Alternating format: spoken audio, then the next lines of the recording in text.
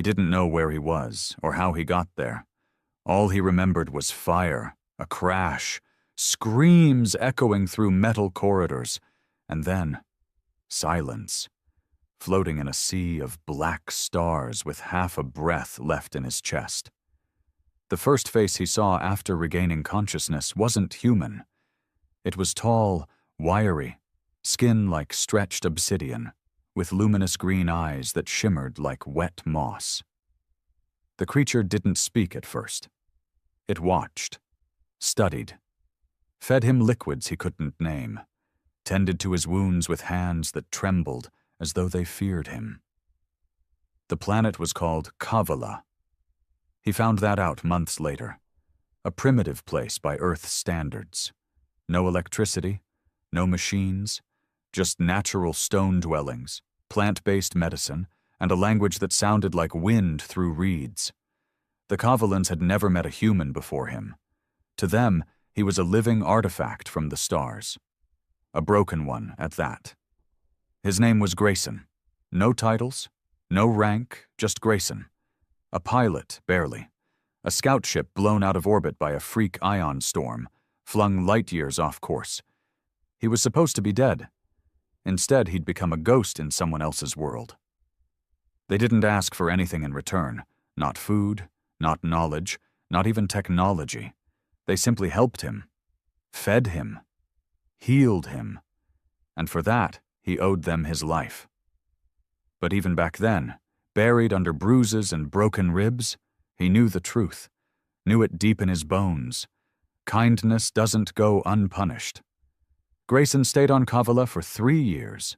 He learned their ways, spoke their language, slept beneath their trees and helped build their huts. He was their strange, hairless cousin from the stars, and for a time, it felt real, like peace could live here. But peace is a lie people tell themselves to sleep at night. The day the Terran Retrieval Unit finally located him, everything changed. They didn't land softly. They came in loud, metallic gunships cracking the sky open like thunder, full armor, black visors, rifles pointed at shadows. They didn't ask questions. They didn't greet the Kavalans. They surrounded Grayson like he was a lost nuke they finally found. The Kavalans stood frozen, confused. Children cried. The elder who had nursed Grayson back to health stepped forward, unarmed. He was met with a stun round to the chest. Grayson screamed. But protocol was protocol. The squad didn't care what the aliens had done. All they saw was a human asset exposed to xeno influence, contaminated, at risk. They dragged him back to the ship, strapping him down like cargo. The last thing he saw as the hatch closed was the village burning. Fires lit by Terran hands. The retrieval team called it sanitization. Grayson never forgave them. Not the team. Not Earth. Not Command. Years passed. He was reinstated, promoted, decorated. They called him a survivor, a war hero, a man who endured capture behind alien lines. He never corrected them. But deep inside, something darker brewed. A need. A promise he whispered to himself on sleepless nights. They had burned the only peaceful place he ever knew. Now he would return. Not alone, not weak, but at the head of humanity's most feared fleet. Grayson didn't sleep much after Kavala. He didn't sleep during the psychological evaluations, the endless interviews, or the ceremonial medal ceremonies he never wanted.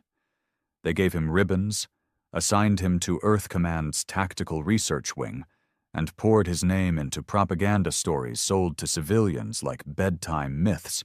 He played the game, on the surface, said the right things, nodded when they called the Kavalans a Class C xenospecies, not worth re-establishing contact with. Let the analysts draw their conclusions, and the politicians milk his tragedy. But inside? Inside, he remembered every name, every face, every quiet smile they gave him without expecting one back. He remembered the elder's body convulsing after the stun shot, the flames twisting through wooden roofs, the children coughing as black smoke swallowed the sky, all from humans in black armor pretending to be saviors. They weren't saviors. They were liars wrapped in steel and protocol. He watched Earth turn colder, meaner, more militarized. The fleet kept expanding, and peace was no longer something they sought. It was something they enforced, with plasma and fear. Humanity wasn't building bridges. It was digging graves between stars. By the time Grayson earned his own ship, a Leviathan-class dreadnought, they called him the youngest fleet commander in Earth's naval history. They didn't know what they gave him. They thought they were rewarding loyalty. What they did was hand vengeance the keys to an arsenal. The ISS Widowmaker was a monster. A kilometer of firepower, cloaked in obsidian plating, powered by a dark matter core that could burn a moon to vapor. It bristled with kinetic cannons, railguns, ion disruptors. The crew? Hand-picked, loyal, conditioned. He didn't need loyalty. He needed silence. He fed them lies, spoke of recon missions near the Shatter Zone, border patrols near wild space. The brass bought it. Why wouldn't they? He was the golden child, the ghost made flesh, the man who survived the aliens and came back better. They never asked what happened on Kavala. They just assumed it was a hostile zone.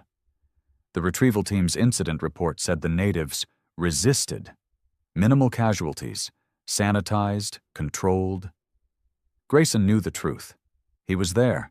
He still smelled their smoke. The day came when Earth Command handed him full authority to lead a diplomatic fleet deeper into unclaimed space. Seek out potential colonies, they said. Identify threats before they identify us.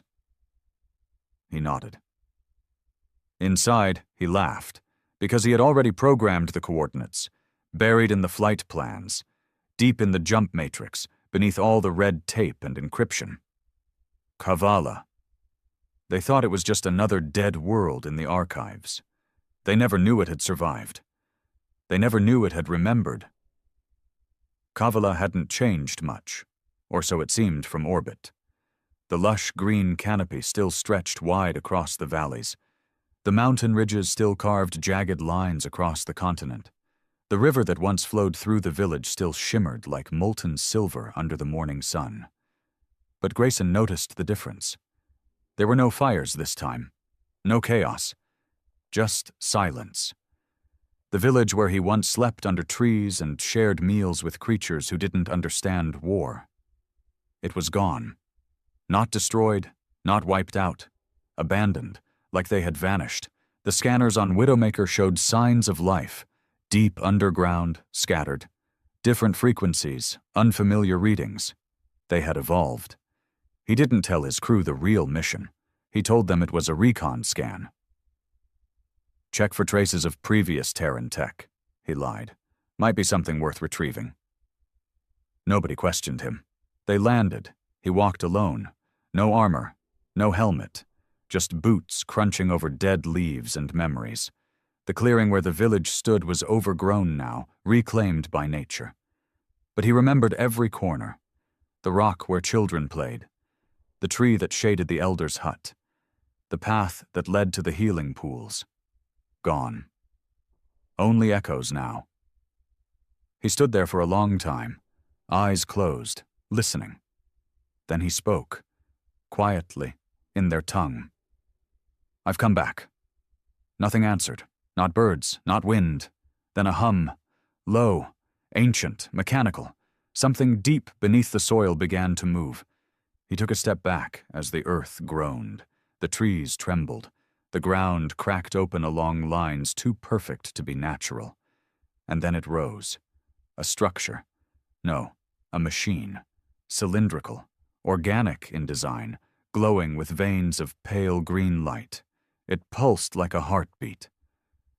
A voice echoed, not in the air, but in his mind. You returned. And you brought the sword. He didn't flinch. You left me with nothing, he said aloud. So I became what they feared. You became them. No, he replied, voice hard. I became worse. The machine opened. Light spilled out, and from within came 3 figures, not Kavalan, not any more, taller, armor made of living bark and stone, eyes like crystal fire, weapons not built but grown, and they didn't kneel, they didn't run, they stood before him, unafraid. "You should not have come back," one said. The voice was feminine, cold. "I came to warn you," Grayson said. "Warn us of what?" He stepped forward, tone like iron. "Humanity's coming." The 3 looked at one another, then back at him. "We've been waiting." He exhaled. So it wasn't over. Not for them. Not for him. They remembered the fire too, and they had not been idle. Grayson didn't blink. The creatures standing before him, what used to be the Kavalans, were something else now. Something that no Earth dossier or fleet intelligence could explain. Their forms pulsed with life not bound to flesh. Their armor didn't shine. It breathed. Weapons weren't held. They grew from their arms, shaped by thought, will, memory, and yet he recognized their eyes, especially hers, the one who'd spoken.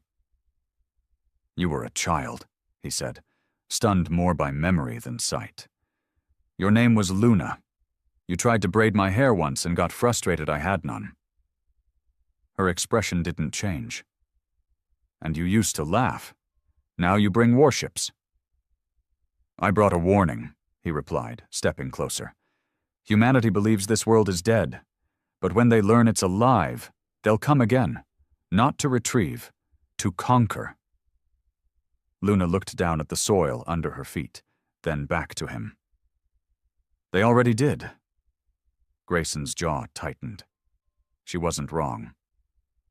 "Then let me help," he said. "You did," she answered. "You brought the fire, then vanished." "I didn't choose that," he growled. "They dragged me out like a stolen relic. They destroyed your homes and fed me lies. I've waited years to come back. I've built everything for this moment." "Why?" she asked, voice like dry wind. "Why return? For guilt, justice, or revenge?" He looked past her, to the forest, to the shadows of a life that once felt more real than Earth ever did. "I owe this place my soul," he said, and they took it in flames. A long silence followed. No birds sang, no engines rumbled, only the quiet hum of the structure pulsing beneath them. Finally, Luna nodded to the other 2. They stepped aside. "Then you need to see what we've become," she said. Grayson followed. They led him deep underground, through winding roots and stone tunnels that pulsed with soft bioluminescent light. The walls weren't carved. They were grown, formed by vines and resin that shaped the path as they walked. "What is this?" he asked. "The vault," Luna said. "We built it after the fire." "You weren't supposed to be able to build at all," Grayson muttered. "Fleet Command wrote you off as pre-industrial." "They were right," she said. "Until you came." That stopped him. "What do you mean?" She turned, eyes hard. "We studied you, your ship, your tools. We studied your fire, and we learned. You were the seed that sprouted this." She gestured to the walls. "Your pain, your stories, even your language, it shaped our evolution. You didn't just survive here. You infected us." Grayson felt something heavy settle in his chest. "So, this is my fault." "No," Luna said softly. "This is your legacy." They stepped into a vast chamber lit by veins of green and blue light. In the center, a tree stood, massive, ancient, its roots stretching into the earth like veins into flesh. Hanging from it were fragments of metal, pieces of his original crash site.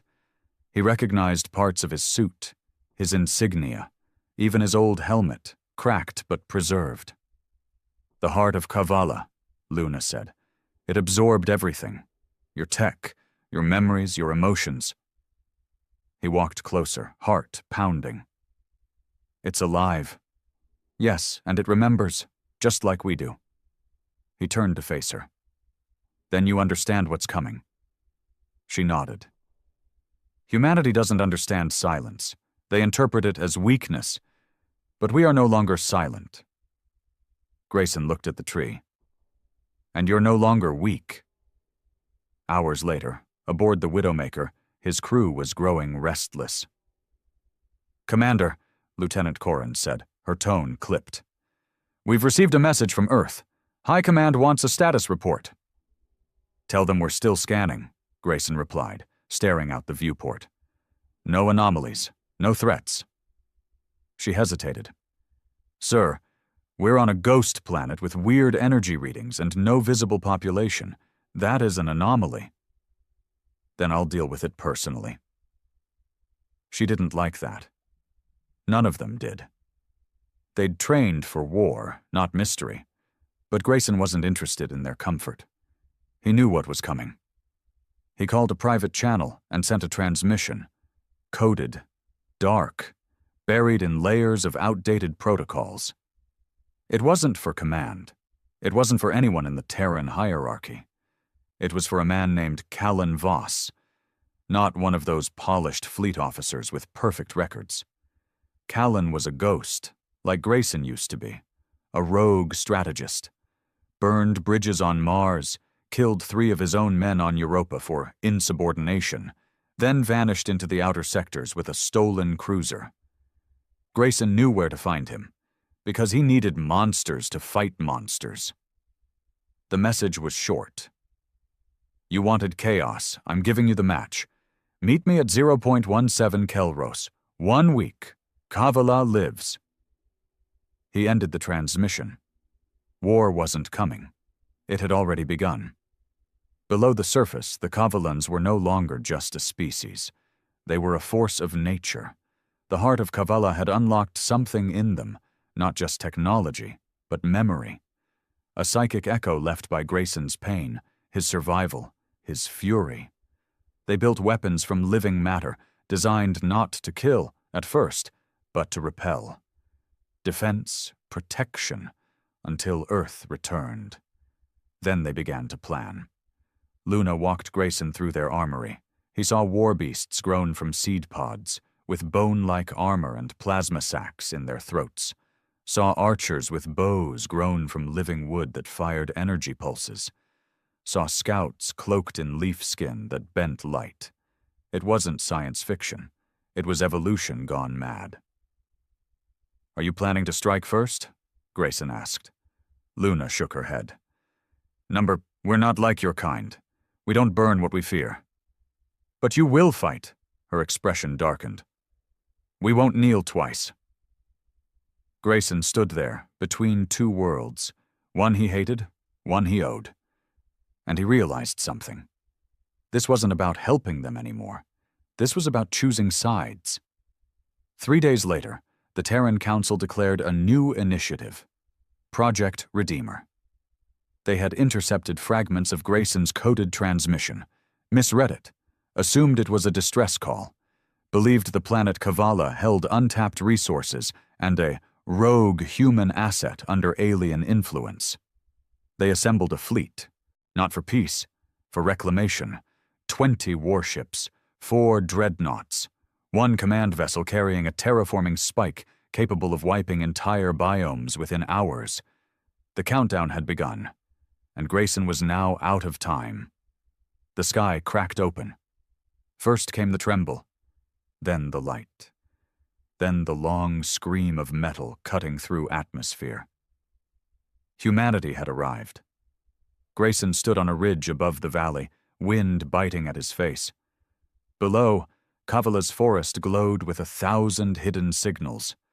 Creatures of living bark and bioarmor slithered through the trees.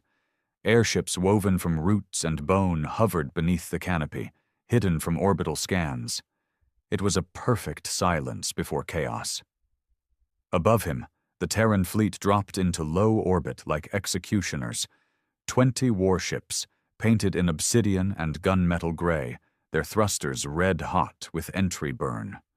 4 dreadnoughts followed, engines screaming, and behind them all, ISS Hammerfall, a command vessel the size of a city, with its terraform spike glowing beneath the hull like a loaded gun. The signal had come in hours ago. Full invasion protocol. Codename Red Harvest. No diplomacy. No retrieval. Total cleanse. The Council had decided.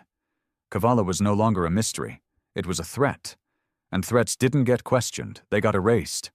Grayson had no more illusions left. No fantasies about Earth's capacity for peace. This was it. He turned to Luna. She stood next to him, arms folded, her skin laced with glowing veins of green light. Behind her, dozens of warriors waited, silent, focused, their bodies humming with life and fury. "They came," she said, flatly. He nodded. "And they won't stop." Her eyes narrowed. "Will you?" He didn't answer immediately. The air was thick with smoke trails, sensor pings, and death. "I've already chosen," he finally said. "I burned my own ship's launch codes. I sent the coordinates to someone even Earth fears." Her head tilted. "Who?" "Callan Voss." That name landed like a stone. Luna had read the Terran archives, back when they hacked the wreckage of his old escape pod. She knew who Voss was, knew what he represented. "He's mad," she said. "So am I." They stared at each other for a moment longer.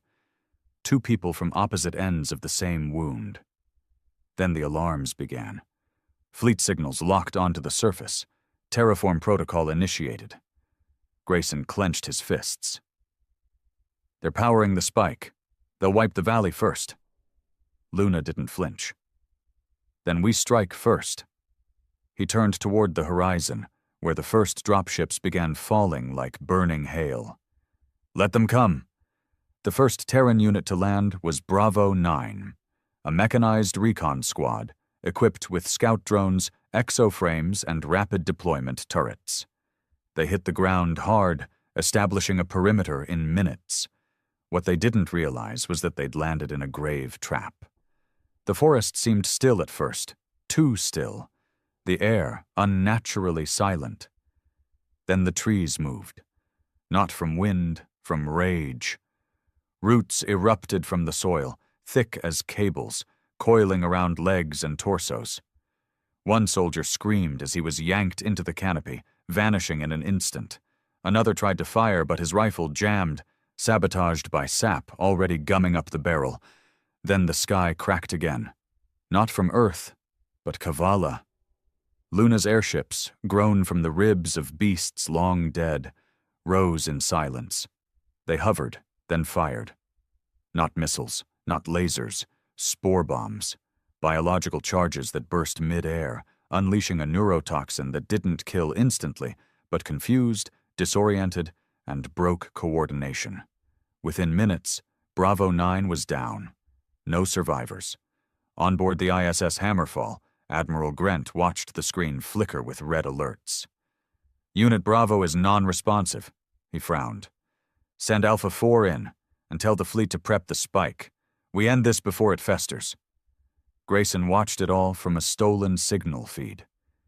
He knew Grant, had once admired him. Now he looked at the man like a virus. "This is what they do," he said, more to himself than anyone.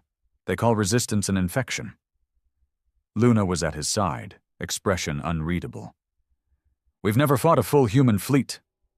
Grayson looked at her. "You've never fought me." He activated the beacon embedded in his wrist. It sent a silent pulse, one known only to Callan Voss. A world away, chaos answered. The stolen cruiser Helljaw tore out of slipspace like a rabid dog off a leash. Voss didn't wait for protocol or permission.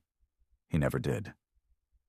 The man was lean, scarred, his face a roadmap of every dirty war Earth tried to bury. He looked at the command bridge of the Hammerfall like it was a target long overdue. "You always send the big ones," he muttered. "Easy to hit." Then he fired. The Helljaw's modified core lit up like a sun. Its plasma cannons unleashed a barrage that slammed into Hammerfall's shield, ripping through the lower decks like a hot blade through bone. Alarms screamed. Grant shouted for counterfire. But Voss didn't play fair. He brought 2 more ships, stolen vessels from Earth's own graveyards, crewed by mercs, traitors, and ghosts. They came in low, fast, unpredictable, hitting hard, then disappearing. Hammerfall shook. Dreadnoughts scrambled to adjust, and Kavala struck from below. Grayson led the charge. He wore armor grown from the heart itself, living plates that moved like muscle, a helmet that linked with his thoughts. In one hand, he carried a Terran plasma rifle. In the other, a blade forged from Kavalan crystal. He was no longer Terran. He was no longer theirs. He was something in between. And he didn't hesitate. They struck the second wave of landers mid-deployment. Dropships split open before their cargo could even touch ground. Kavalan archers rained down energy bolts from tree lines. Grayson moved through the chaos like fire in a dry field. He remembered every face he saw, and he showed no mercy. On the 3rd day, the skies changed. Earth's fleet had numbers. Kavala had memory, and now it had vengeance. They took out 2 dreadnoughts using living projectiles launched from the core, bioplasma pods that stuck to hulls, dug in, and exploded inward, like wasps nesting in steel. Voss's raiders disabled the terraform spike using EMP blasts and corrosive nanodust. And Grayson? He stormed the command deck of the Hammerfall himself, with Luna, with warriors at his back. He stood face to face with Admiral Grent, blood on his armor, smoke in his hair. "You taught me to survive," Grayson said, "but you never taught me what to do after." Grent raised his weapon. Too slow. Grayson fired first. It wasn't revenge. It was justice. And the silence that followed was the loudest sound he ever heard. Smoke twisted through the ruins of the Hammerfall's command deck like a living thing, curling over broken glass and shattered screens. Blood pooled around fallen officers. The great warship, the pride of Earth's Terran Council, groaned like a wounded animal, systems failing, the once pristine walls scorched and cracked. Grayson stood still, his weapon lowered, his face unreadable. Admiral Grent lay sprawled against the console, half his chest gone, vaporized by Grayson's shot. One arm twitched reflexively, fingers closing and opening on nothing. It wasn't the first time Grayson had killed a superior. But this was different. This was personal. Luna stepped forward slowly, her crystalline eyes scanning the wreckage. She didn't speak, didn't need to. Her warriors moved behind her, quiet and efficient. They weren't here to gloat. They were here to survive. "Is it over?" she asked. Grayson shook his head. "The fleet's in chaos. Voss is pulling his raiders out. Earth will retreat, for now." "For now," she repeated, bitterly. Grayson looked out the shattered viewport. Pieces of dreadnoughts floated across the atmosphere like metal corpses. Kavala's sky was no longer blue. It was bruised, scorched from the fight. "We bought time," he said. "Time for what?" she asked. Grayson didn't answer right away. His thoughts were too loud, too broken. He didn't want to say it, but she already knew. Earth would come back, maybe not next week, maybe not next year, but one day with a new fleet, smarter tactics, and no hesitation. "You'll never be left alone," he said quietly. "Not while they know this planet exists." "Then they will forget," Luna said, stepping to the console. "What are you doing?" he asked. She didn't look at him. "I'm burning the signal, cutting all transmission paths off-planet. Kavala will go dark. You'll be blind to the rest of the galaxy. We were blind before, and we lived." He wanted to argue, but he couldn't, because she was right. He stepped away, watching her fingers move across alien tech grown from living bark. The system pulsed, dimmed, then died. Connection terminated. All Terran channels vanished. Kavala was invisible now, a ghost planet once again. They buried the dead in silence. Not just the Kavalans, but the humans too. The soldiers who'd followed orders, the ones who didn't know what they were really burning. Grayson helped dig the trenches. He didn't speak, didn't explain. Some of the warriors still looked at him with unease. They remembered the stories, remembered that it was humans who came in fire and steel and left their world scarred. But they also saw him bleed beside them. That bought silence, if not trust. Luna watched him from a distance. She saw what no one else did, a man untethered from everything, even himself. Later, under the soft glow of the heart tree, she finally spoke. "You didn't have to stay." Grayson stared into the branches above. "I didn't have anywhere else." "You could have gone with Voss. He would have taken you." "I'm tired of running." She sat beside him. "Then what do you want now?" He laughed, a hollow, cracked sound. "I want Earth to choke on what they've become. I want them to look at this world and see a graveyard for their pride." Luna didn't reply immediately. Then she said, "That's not peace." "I didn't ask for peace," he snapped. "I asked for a chance." She looked at him.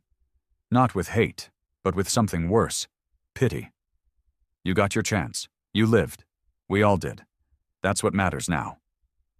He stood, frustrated, pacing. "No, what matters is that they'll never stop. You think they'll just forget this planet? Forget that a fleet vanished? That their best admiral was killed by one of their own?" "Then let them remember," she said softly. "But they won't find us again." He turned sharply. "That's not enough." "It has to be." He stared at her, breathing hard. She met his gaze, calm. "You can't live in fire forever, Grayson." His shoulders sagged. All that rage, all that vengeance, and now, nothing left to burn. Weeks passed. Voss disappeared. No messages, no return. Earth sent out probes, then fell silent when none came back. Kavala rebuilt, slowly, carefully. The damage to the forest healed in time. The heart pulsed with quiet strength, its roots spreading deeper. And Grayson? He stayed. He lived among them, not as a soldier, not as a leader, but something in between. A warning, a relic, a symbol of what had been and what might return. Some days, he helped teach strategy to their scouts. Other days, he hunted alone in the deep forests, where the trees whispered memories only he could understand. But mostly, he walked, watched, waited. For what, he didn't know. Until one night, Luna found him near the riverbank, staring at the stars. "You look like you're waiting for ghosts," he smirked. "Maybe I am." She sat beside him. "Grayson, you don't have to carry it all." "Yes, I do," he whispered. "Because I brought it here." "No," she said. "You survived. That's not the same." He closed his eyes. "It feels the same." She touched his arm gently. "For us, survival is a beginning. For you, it's been a prison." He opened his eyes. "Then help me break it." She looked up at the sky. The stars shimmered, but none of them came closer. She nodded. And for the first time since the fires, he felt something stir in his chest, something soft, something like peace. The peace didn't last, not because Earth returned, but because silence gave birth to suspicion, and suspicion festered like rot in the heart of the survivors. Grayson felt it first in the way the stares lingered longer. The children no longer approached him with curiosity, but clung to their mothers when he passed. The warriors who once fought beside him now stopped speaking when he entered the room. He didn't blame them. He understood. He was human. No matter what he wore, no matter what wounds he shared, he looked like the ones who brought fire, and memory didn't heal as quickly as wounds. Luna tried to hold the lines together. She stood between him and the growing whispers, between his haunted loyalty and their growing fear. But even she could not silence everyone, and one of them decided to act. It was during the Rebirth Festival, a new tradition created after the war. A day where the villagers placed glowing stones into the river, each one bearing a name lost in the fire. The river carried their memory downstream, feeding the heart tree through its deep roots. 1,000 lights shimmered on the water that night. Grayson stayed near the edge of the gathering, quiet, watching. He never placed a stone. He didn't have a name to mourn. He carried them all. That was when it happened. A sudden crack in the stillness, a sound that didn't belong. Then a scream. Grayson turned just in time to see a warrior break from the tree line, weapon drawn, glowing with kinetic energy, aimed directly at him. The warrior moved fast, trained, controlled. But not enough. Grayson rolled aside, grabbed a shard of stone, and launched it, hard, fast, right into the attacker's knee. The warrior buckled, dropped. Grayson was on him in seconds, hand gripping the attacker's throat, blade drawn and pressing against his skin. "Why?" he growled. The warrior didn't flinch. Even with blood pouring from his mouth, he managed to spit one word. "Traitor." Guards pulled Grayson away before he could react. Luna arrived seconds later. "What the hell happened?" Grayson stood, fists shaking. "He tried to kill me." "I see that." She turned to the guards. "Get him to the chambers. I want him breathing." The guards dragged the attacker away. Luna turned back to Grayson. His voice was quiet. "This wasn't just him." She nodded, face grim. It wasn't. They interrogated the attacker that night. His name was Corvin, a young scout, fought in the Battle of the Shattered Ridge, lost his brother in the opening volley. He confessed everything. The resentment, the meetings, the growing belief that Grayson was a danger, not a hero. "He brought the war here," Corvin said. "He is the war." "He saved us," Luna said coldly. "He made us need saving." Grayson watched from behind the wall, unseen. Every word sank deeper into his chest. Corvin wasn't wrong. He had brought Earth here, and even if he hadn't chosen it, he had dragged their fire across Kavala's soil. That night, Grayson didn't return to his quarters. He walked through the old paths, past the healing springs, through the place where the heart's roots reached closest to the surface. He stopped at the tree, laid his hand against its bark, felt it breathe. "You should have let me die," he whispered. The bark warmed beneath his fingers, a pulse. He closed his eyes, and the memories came back, not his own. The heart showed him pieces of Corvin, his brother, the screams, the night he held a body too broken to fix, the smell of fire. Then it showed him himself. As the Kavalans saw him, a weapon-wearing skin, a storm in human form. He pulled his hand back. The tree didn't judge, but it remembered. In the days that followed, things worsened. Whispers turned to silence. Luna stood firm, but cracks appeared. The council debated in secret chambers. Scouts began patrolling more often, not looking outward, but inward. One night, a symbol was drawn on Grayson's door. An old Kavalan rune. It meant unclean. He stood staring at it until Luna found him. "You should come inside." He didn't move. "They're turning," he said. She nodded. "Some, not all. But enough." She looked at the mark, then wiped it away with her sleeve. "I won't let them hurt you." "That's not the same as accepting me." "No," she said, "but it's still something." He turned to her. "You can't protect me forever." "I'm not trying to," she replied. "I'm asking you to protect yourself." "How?" She stepped closer. "Show them who you are, not what you used to be." The next day, Grayson gathered the village. He stood before them, not armored, not armed, just himself. He didn't speak like a leader. He spoke like a man who'd carried too much for too long. "I didn't choose to come here," he said, "but I chose to stay." Silence. "I fought for you because I saw what Earth tried to kill, and because I owed you my life." A few heads nodded. "But I won't lie, they were my people once, and part of me will always be theirs, just like part of me will always be yours." More silence. "I'm not asking for forgiveness. I'm not even asking for trust." He looked across the faces, some angry, some afraid, some hopeful. "I'm asking for a place to stand." The silence held. Then a child stepped forward, one of the few born after the fire. She placed a small, glowing stone at his feet. Her voice was small. "For your names too." And just like that, the silence broke. That night, for the first time in weeks, Grayson slept without waking from fire. The wind outside his quarters whispered through the trees, and no one marked his door. The stars were quiet again.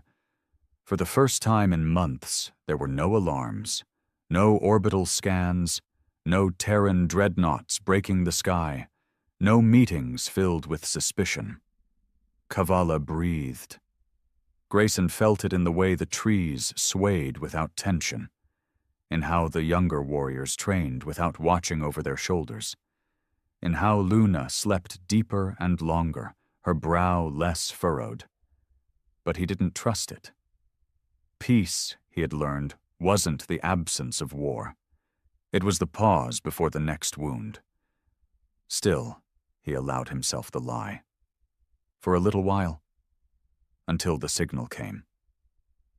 It arrived in the form of a simple pulse, one that only someone like him would recognize. Buried under 3 layers of decoy noise, buried so deeply that no one else on Kavala even noticed. But he did, because it was his code. A code he used before, once, long ago, when he was part of Earth's tactical recon. The encryption was decades old, deprecated, forgotten. But someone remembered. And someone wanted him to know they hadn't. He decoded it that night, alone in the forest, beneath the heart's canopy. The message was text only. "You made your point. Now it's our turn. They're coming. Tell your vines to get ready. V." Grayson stared at it for a long time. V, not Voss. Someone else. Someone still inside. Earth Command hadn't forgotten what he did. They hadn't written him off as a loss. They'd restructured, rebuilt, reassigned. And now they were coming again. Not to cleanse, to conquer. He went to Luna the next morning, showed her the signal. She read it twice. Then she looked at him, anger blooming in her chest like fire set to dry wood. "You said they wouldn't come again." "I said they'd need time." "And now?" He shook his head. "They won't use brute force this time. They'll send something smaller, smarter, a unit that can't be detected until it's too late." She stepped away, hands clenched. "They want the heart." He nodded. "They always did. The first time, they didn't even know what it was. Now they do. They won't make the same mistake." Her voice dropped. "And you brought this back to us." "I didn't send the signal," he said, quieter. "But you taught them how to listen." That cut deeper than anything. He had no defense. Within days, scouts spotted strange patterns in the air currents. Drones, not like the ones from the war, but smaller, sleeker, faster. Burrowing through cloud cover, feeding information into a dark channel no one could trace. And then came the landers, not warships, stealth vessels, camouflaged, designed not to be seen until the work was already done. But Kavala had changed too. They weren't the same forest they were before. The trees were listening. The heart pulsed a warning days before the first drop. And this time, they were ready. Grayson moved through the shadows, armed but silent. His armor no longer bore Earth's colors, nor Kavala's. It was matte black, lined with bone and obsidian, stitched with living fiber that responded to his pulse. He hunted. They had dropped 12 men. Elite, human, augmented, Terran Ghost Recon, Unit Vulture 3. He knew their type. He used to train them. Now he tracked them like animals. They came in small groups, barely visible. No noise, minimal trace. But the forest didn't care about stealth. One misstep, and the vines remembered. The first kill was clean. A lone operative setting up a relay node. Grayson came from the trees, silent, brutal, fast. Crushed his windpipe before he could scream. Took his beacon. Fed false signals back into the Terran network. The second was more brutal. 2 soldiers breached a village perimeter, only to find themselves trapped in a dead-end canyon. What they didn't know was that the walls were alive. When the moss started moving, it was already too late. The heart wasn't just watching, it was learning, adapting, feeding. By the time the 7th operative died, Earth Command realized the mission was compromised. That's when the final signal came. And this time, it wasn't a warning. It was an ultimatum. From orbit, a new ship arrived. Sleeker than the Hammerfall, smaller but meaner. Built for tactical enforcement. It carried no colonists, no terraform spikes. Just one mission: extract the heart. By any means. Grayson intercepted the transmission while it pulsed through the Terran satellites. They weren't hiding it anymore. Earth didn't care about diplomacy. They cared about control. He and Luna met beneath the heart tree that night. "It's them," he said. "High Command. I saw the encryption signature. This isn't a recon team. It's a surgical removal." "Of the heart? Of you, of me, of this whole forest." She looked at him. "Then we don't give them the chance." He understood. This wasn't about defense anymore. It was preemption. It was survival. The Kovalans gathered like wolves. No ceremonies, no speeches. They had all tasted Earth's fury once. They knew this second wave would not leave ashes. They would leave silence. Grayson led the forward team. He wore no rank, only purpose. They slipped through the night like breath in cold air. Luna flanked him, armed with a bow that whispered its own language. The enemy drop site was marked by a faint heat bloom detected by the heart's deep sensors. Hidden in a ravine, shielded by cloaking tech, guarded by AI-controlled sentries. But the forest bent for its defenders. And it didn't forgive trespassers. The assault was sudden, furious, precise. Grayson drove his blade into the first soldier's spine before the sentry could even detect movement. Luna's arrows melted into skin, igniting on impact. Others followed. Claws, spears, poison-borne seeds that burst on contact. They didn't fight like soldiers. They fought like memory. Earth's team was elite, but they weren't ready. By dawn, there were no survivors. And the heart pulsed calmly again. Later, as they burned the wreckage, Luna turned to Grayson. "This isn't the end." "No," he said. "It's the beginning of something worse." She stared into the flames. "Then we teach them fear." He met her gaze. "They already fear us." "Not enough." Grayson didn't argue. He agreed. Kavala would not vanish again.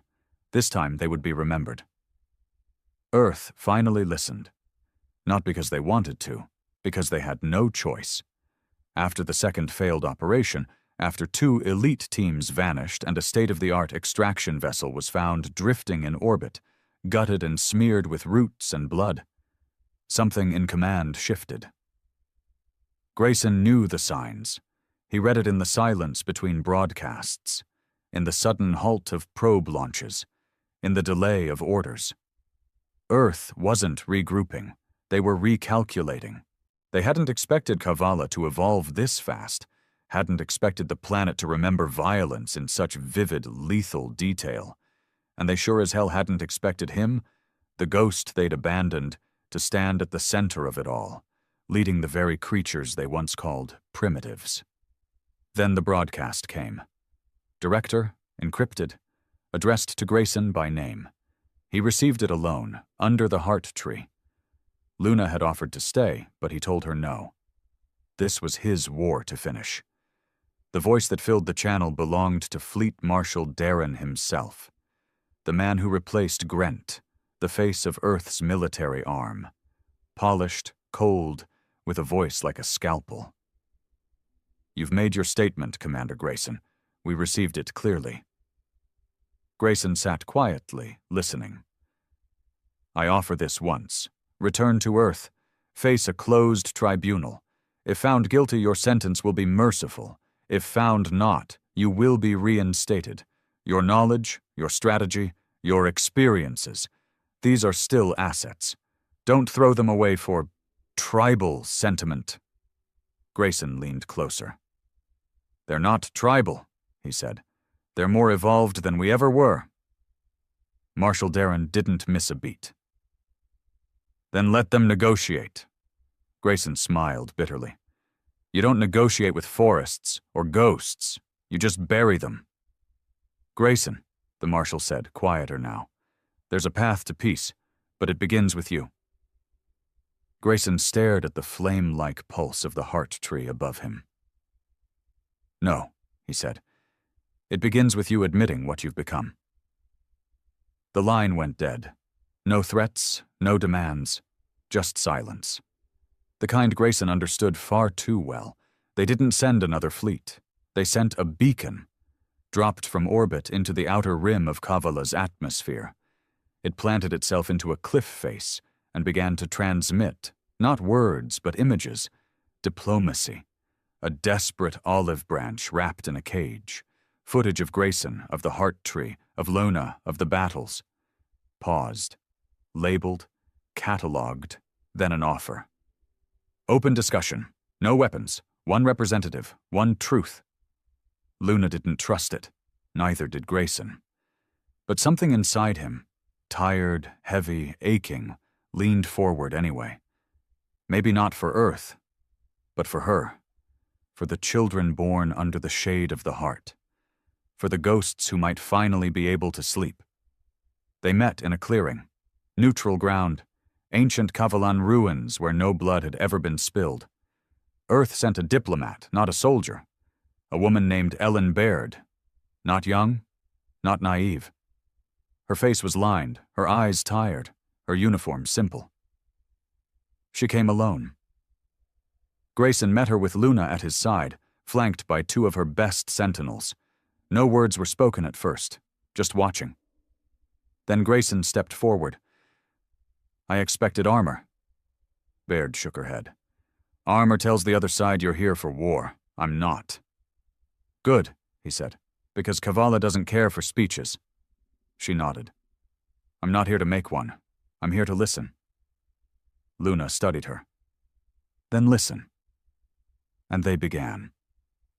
For hours they sat beneath the rust-colored stones telling stories. Grayson didn't speak of tactics or battles. He spoke of a boy who fell from the stars into the arms of strangers, of a people who fed him before they feared him. Of the night he was dragged back into orbit and watched fire consume everything that had given him peace.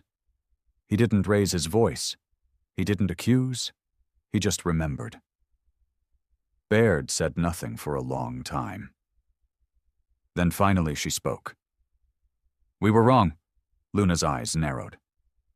"That's not enough." Baird nodded. "Number it's not, but it's where we start." She reached into her satchel and pulled out a single data crystal. "This holds the directive," she said, "signed by the Council. They've designated Kavala as a sovereign protected biome. No further incursions, no surveillance, no military presence." Grayson didn't move. He'd seen treaties before. They tore just as easily as paper. "What's the cost?" Luna asked. "Access," Baird replied. "To knowledge. Trade, cultural exchange, voluntary only."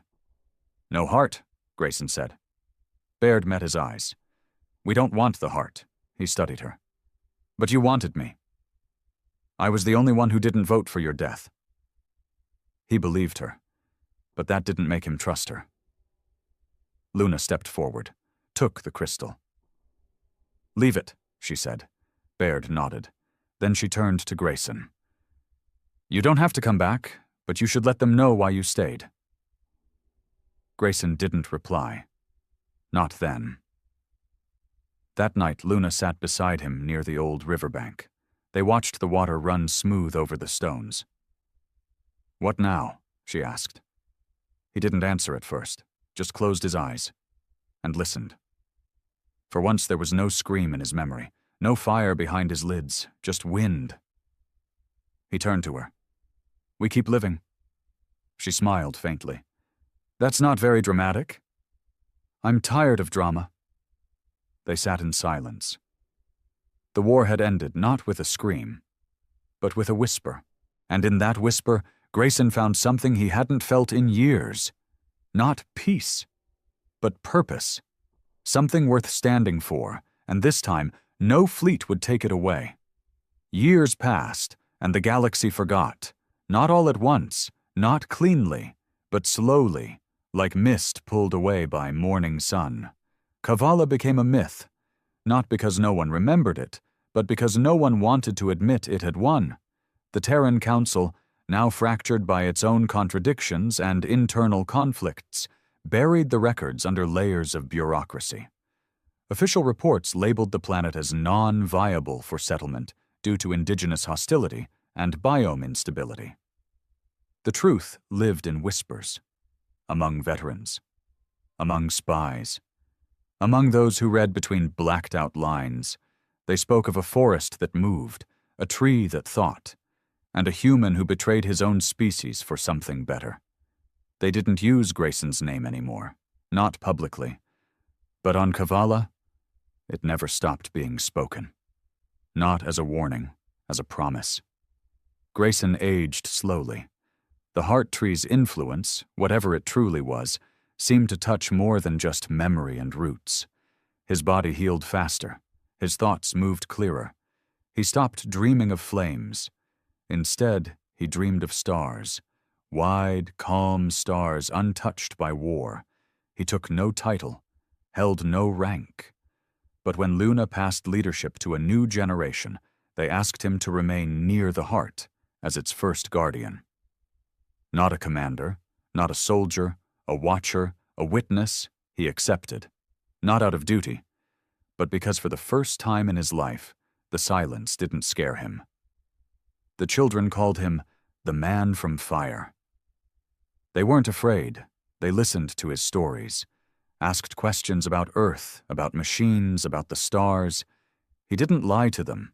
He told them Earth had beautiful oceans, skies made of metal, cities that touched the clouds.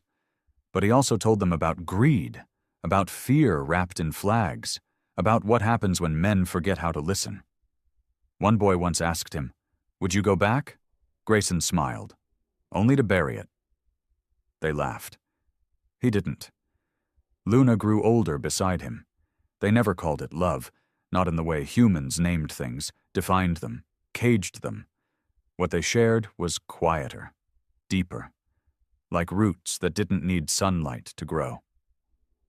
When she died, peacefully, beneath the heart, he didn't weep. He sat with her hand in his, and whispered all the words he never needed to say. The forest buried her with song, and the heart grew a new branch the color of her eyes. One day, a ship came. Not from Earth. Not from any place Grayson knew.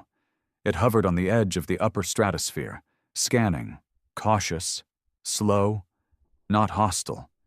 He felt it through the heart before the scouts even saw it, and for the first time in many years, he put on his armor.